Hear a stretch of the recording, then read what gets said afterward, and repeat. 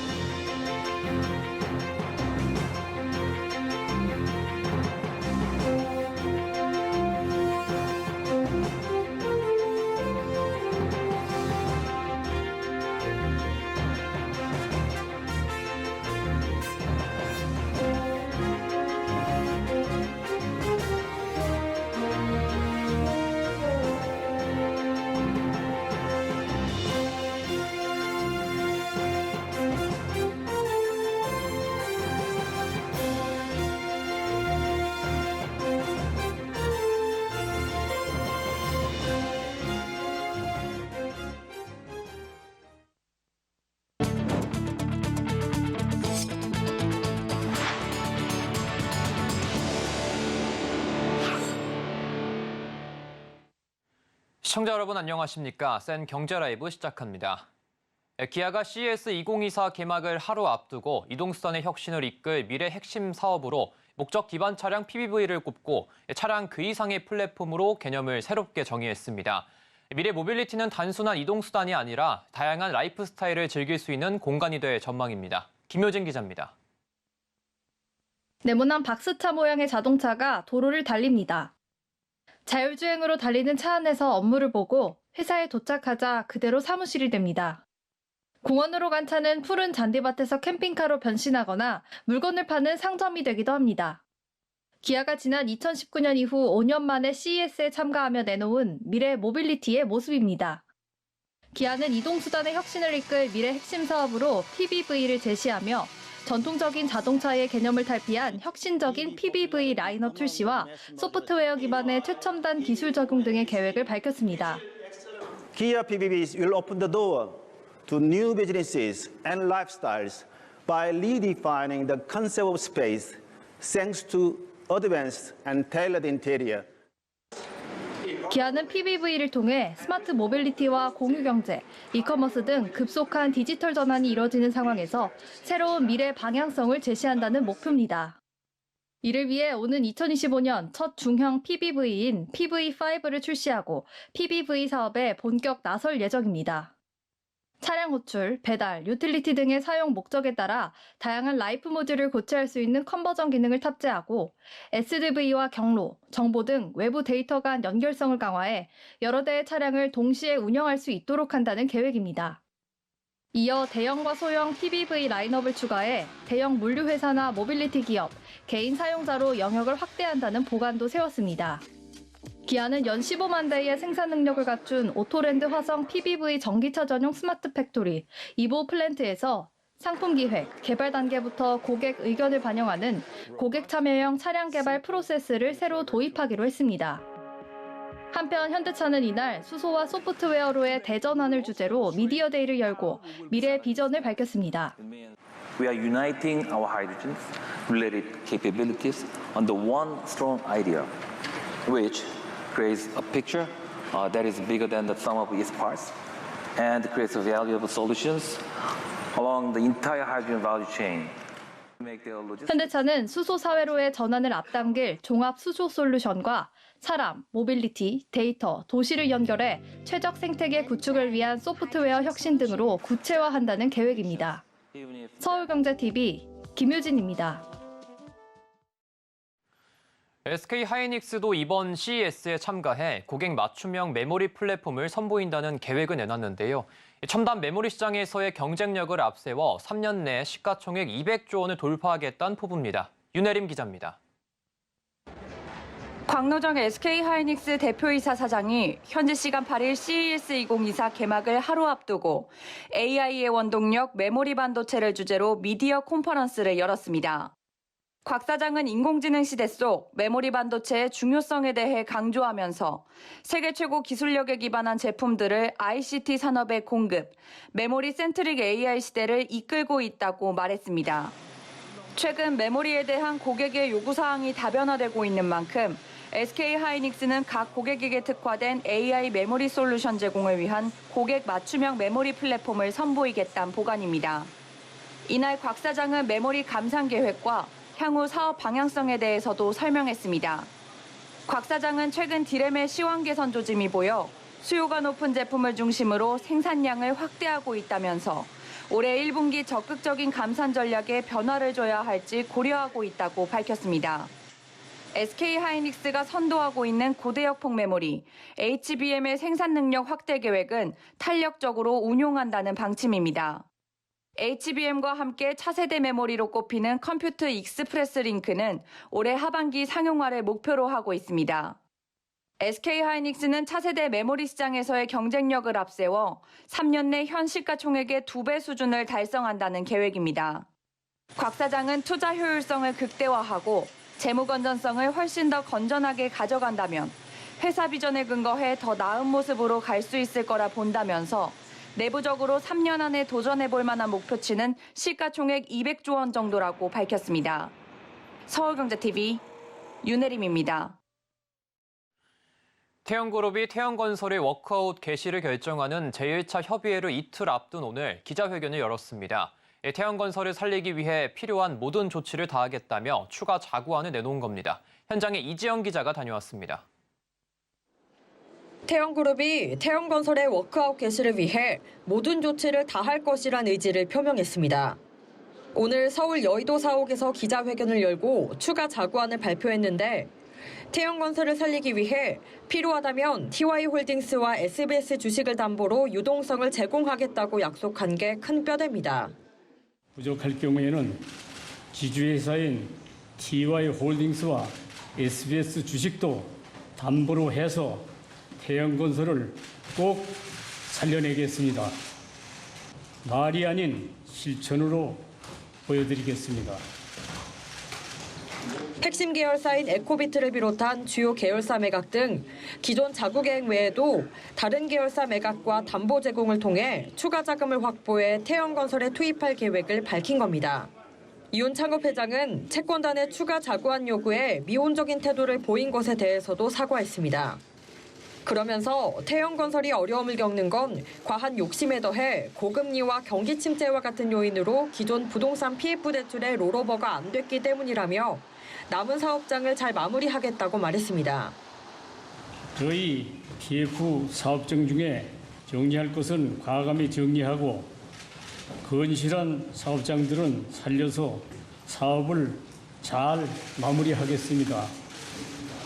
채권단은 태영건설의 추가 자구안에 대해 긍정적으로 평가하는 분위기입니다.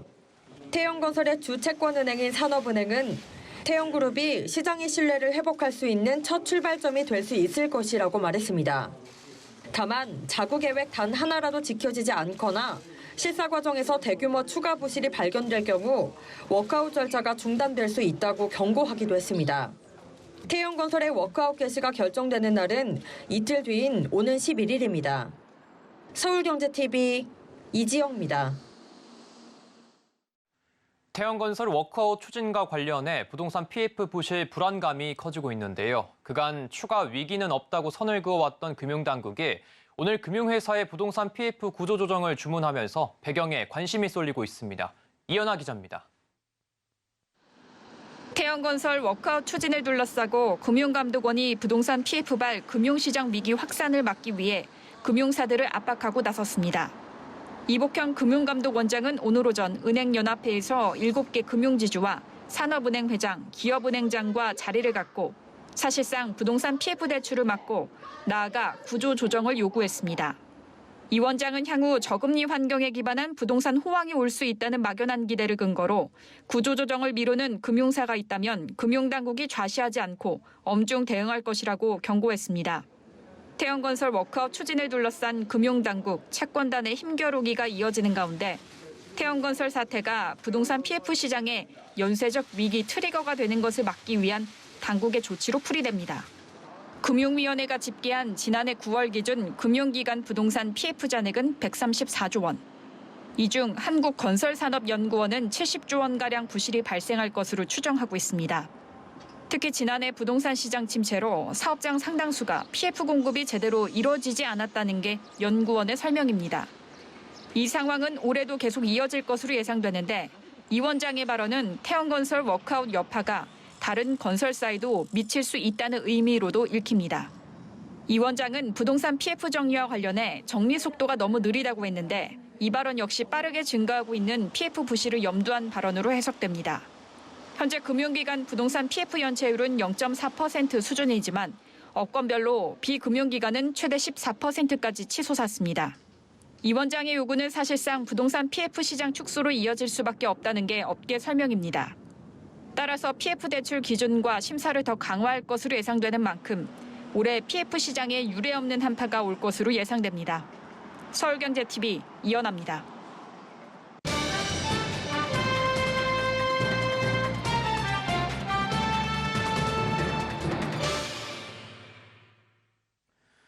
지난해 호실적 행진을 이어오던 증권업계가 4분기엔 실적이 급감할 것이란 전망이 나오고 있습니다. 부동산 프로젝트 파이낸싱 사태에 따른 영향이 증권사 실적에 미친 것으로 분석이 되고 있습니다. 자세한 이야기는 서청석 기자 나눠보겠습니다. 안녕하십니까? 네, 안녕하세요. 네, 4분기 실적 공개를 앞둔 이 증권업계에서 지금 이미 부정적 전망이 좀 퍼지고 있는 것 같습니다. 실적이 어느 정도로 나빠졌습니까? 네, 아무래도 국내 주요 증권사들이 부동산 PF 관련 충당금, 적립금 등의 문제로 지난해 4분기 부진한 실적을 거뒀을 것이라는 전망이 나오고 있는데요. 금융정보업체 FN가이드에 따르면 주요 증권사 7곳의 지난해 4분기 영업이익이 추정치 합산액이 약 7,414억 원으로 집계됐는데요. 2022년 4분기 5,086억 원보다 45.8% 늘어난 수준이지만 직전 분기인 1조 원을 넘기지는 못한 상황으로 3분기보다 37.2% 줄어든 규모입니다. 그럼 증권사별 실적은 좀 어떻습니까? 네, 증권사별로 살펴보게 되면 네. 키움증권의 경우 지난해 4분기 1,061억 원의 영업 손실을 냈을 것으로 추정되고 있는데요. 지난해 10월 주가 조작 세력이 키움증권의 미수거래를 이용한 것으로 드러난 이른바 영풍재지 사태로 인해 미수금 관련 손실 약 4,300억 원이 반영된 탓이 큽니다. 이어 삼성증권과 메리츠증권이 직전 분기 대비 20% 이상 줄어든 1,557억 원, 또 1,250억 원이 각각 예상되고 있습니다. 한국금융지주 역시 4분기 영업이익 추정치가 1,720억 원으로 집계돼 직전 분기보다 20% 가까이 줄었을 것으로 전망되는데요. 한국금융지주는 한국투자증권의 모회사로 주력 계열사인 증권의 수익 비중이 절반 이상에서 80% 이상까지 차지하고 있습니다. 네, 지금 들어보면은 증권사들 실적이 좀 전분기보다 계속 감소를 많이 한 것 같은데 영업이익이 반면에 좀 증가한 증권사는 없습니까? 네, 대부분 증권사들의 실적이 안 좋은 가운데 또 영업이익이 증가한 증권사도 당연히 있는데요. 먼저 NH투자증권은 작년 4분기 영업이익 추정치가 1,623억 원으로 직전 분기와 비교해서 37% 증가한 것으로 예상됩니다. 미래에셋증권과 대신증권도 각각 1,865억 원, 460억 원을 기록해 전분기 대비 8에서 9% 증가율을 기록할 것으로 예상됩니다.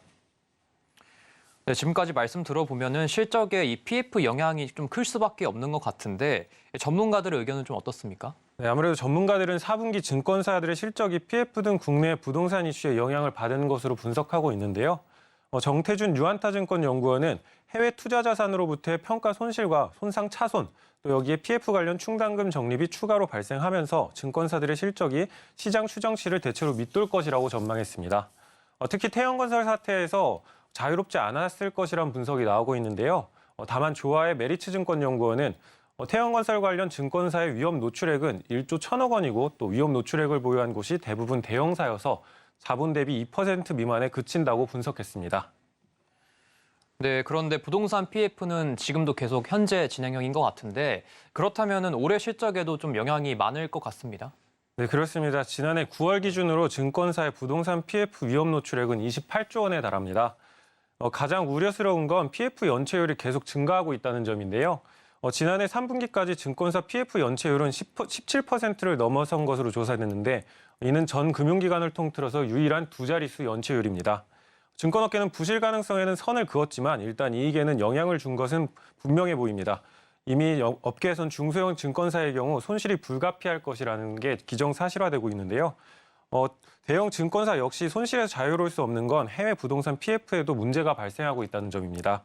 일부 증권사는 해외 부동산 PF 손실을 반영했고 또 올해도 수익성과 자산 건전성에 영향을 줄 수 있다고 보고 있습니다. 근데 증권업계 실적 부진을 단순히 이 PF 위기로만 볼 수는 없는데 좀 다른 이유도 있을까요? 네, 맞습니다. 물론 증권업계의 부진을 PF 하나만으로는 볼 수 없는데요. 네. PF와 함께 증권사들의 브로커리지, 주식 위탁 매매 실적 부진도 원인으로 꼽히고 있습니다. 금융투자업계에 따르면 일평균 주식 위탁 매매 거래 대금은 작년 10월에서 11월 대내 불확실성 확대로 부진했다가 12월 뒤늦게 회복돼 4분기 전체의 일평균 거래 대금은 16조 5천억 원으로 직전 3분기보다 28.6% 감소했는데요. 다만 채권 금리가 작년 10월 중 상승했다가 11월에서 12월 본격적인 금리 인하 기대감을 타고 크게 하락했고 또 연말 증시 반등도 동시에 나타난 덕분에 증권사들의 트레이딩 및 상품 손익 지표는 개선됐을 것으로 보입니다. 이 같은 상황을 종합해보면 지난해에는 주요 증권사 가운데 연간 영업이익 1조 클럽을 달성한 증권사는 나오지 않을 것이라는 전망이 나오고 있습니다. 네, 오늘 말씀 잘 들었습니다. 지금까지 서청석 기자였습니다.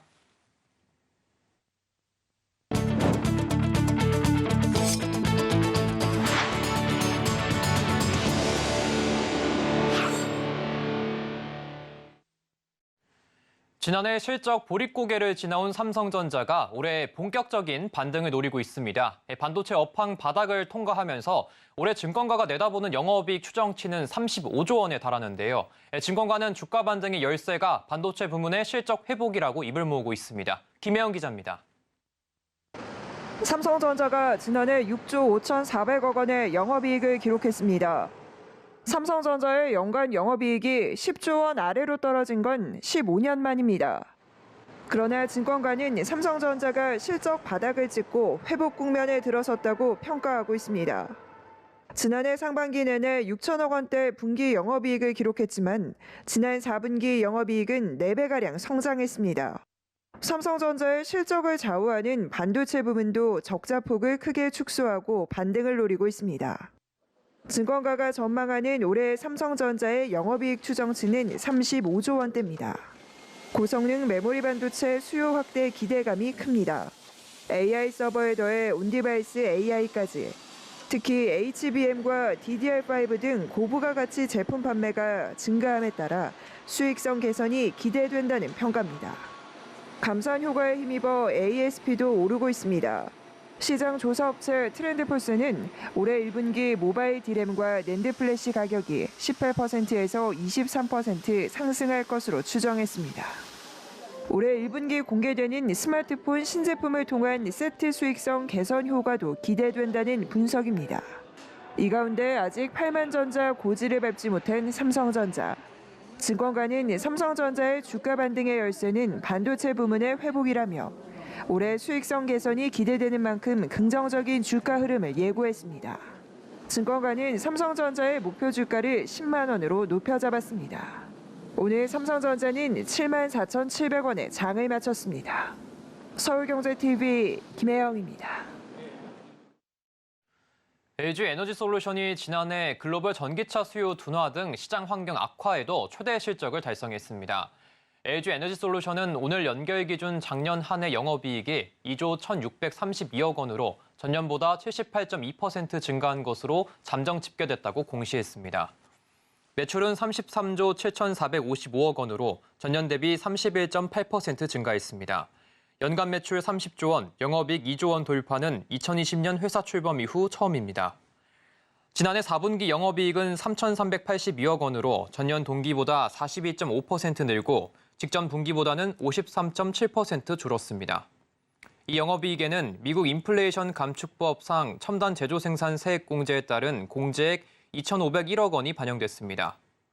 제네럴 모터스와 함께 설립한 합작법인 1기 안정적 가동 등으로 북미 지역에서의 생산과 판매가 증가하면서 ARA 세액 공제 효과도 늘고 있다는 게 LG 에너지 솔루션의 설명입니다. LG 에너지 솔루션은 올해 녹록지 않은 경영 환경에서도 경쟁 우위를 확보할 수 있는 질적 성장에 집중하겠다는 계획입니다. 2015년 임명돼 산업계 최장수 최고 경영자 중 한 명으로 통하는 백복인 KTNG 사장의 연임 여부에 관심이 쏠리고 있습니다. 행동주의 펀드 플래시라이트 캐피탈 파트너스와 개인 주주들이 차기 사장 선정의 룰이 불공정하다며 거세게 반발하고 있기 때문입니다. 이해란 기자입니다. 1993년 KTNG 전신인 한국담배인삼공사의 공채로 입사한 백복인 사장. 백 사장은 2015년 첫 취임 이후 2018년, 2021년 연달아 재임에 성공하며 KTNG를 이끄는 최장수 CEO가 됐습니다. 백 사장은 오는 3월 임기 만료를 앞두고 있는데 4연임 의지가 강한 것으로 알려져 관심이 집중됩니다. KTNG 차기 사장은 지배구조위원회가 사장 후보 추천위원회에 후보를 넘기면 심층 면접 등을 통해 최종 후보를 선정하는 방식으로 결정됩니다. 이후 주주총회 등을 거쳐 3월 말 CEO가 최종 선임됩니다. 하지만 사장 후보자를 선정하는 지배구조위원회와 사장 후보 추천위원회가 모두 백 사장 재임 기간에 선임된 사외이사로 채워져 있다는 점에서 셀프 연임이 아니냐는 비판이 일고 있습니다. KTNG는 이 같은 비판을 의식한 듯 외부 인선 자문단을 심사에 참여시키고 2022년 초부터는 다른 후보자보다 현직 사장을 우선 심사할 수 있는 조항을 없애 공정성을 더했다고 설명했습니다. 이에 대해 일각에서는 인선 자문단을 꾸린다고 해도 초기 심사에만 참여하고 최종 후보자 선정은 결국 백 사장이 선임한 사장 후보 추천위원회만 할 것이라고 지적합니다. 행동주의 펀드 플래시라이트 캐피탈 파트너스와 개인 주주들이 차기 사장 선정의 룰이 불공정하다며 거세게 반발하고 있는 겁니다. 그러니까 같은 사람들인데 외부 자문을 받으려면은 좀 끝까지 받든가. 뭐 연임 성과 좋으면 할 수 있다고 해도 지금 이 성적표로는 연임을 하기엔 좀 부족하지 않나라는 생각을 많이 하고. 또한 개인 주주들은 백 사장의 재임 기간 동안 영업이익이 2016년 1조 4,688억 원에서 2022년 1조 2,676억 원으로 감소한 것을 들며 경영 능력에 대한 문제도 제기하고 있습니다. 서울경제TV 이혜란입니다.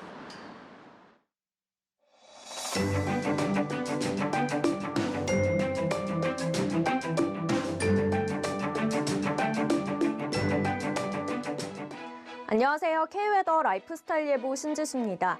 서울 등 수도권의 눈과 비는 차츰 그쳐가고 있습니다. 그 밖의 지역은 밤사이 대부분 그치겠는데요. 다만 강원 영동과 경상권은 저녁부터 눈이나 비가 내리겠고요. 동해안으로는 내일 오후까지 이어지는 곳이 있겠습니다.